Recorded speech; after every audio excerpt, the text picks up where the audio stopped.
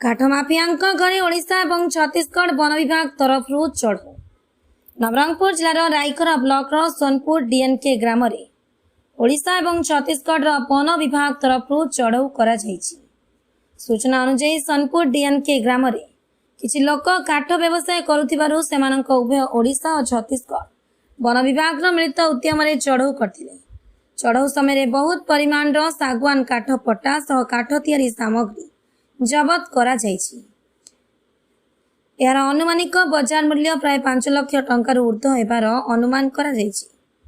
एही कार्य छत्तीसगढ़ वन विभाग उदंती डीएफओ सहित Sitanadi range, Phareska range, Udanti range समेत ओडिशा वन विभाग उमरकोट रेंज, रायकर रेंजर वन कर्मी माने सक्रिय भाव में चढ़ऊ अभियान रे जोग देथिले।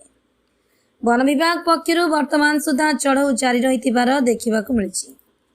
अवैध काठ चोराचालाण विरोध में यह प्रकार अभियान आगरू आहरी जारी रहिबो बोली वन विभाग तरफ कहुछि। उमरकोटरू सम्राट विश्वास का रिपोर्ट, फास्ट न्यूज ओडिशा।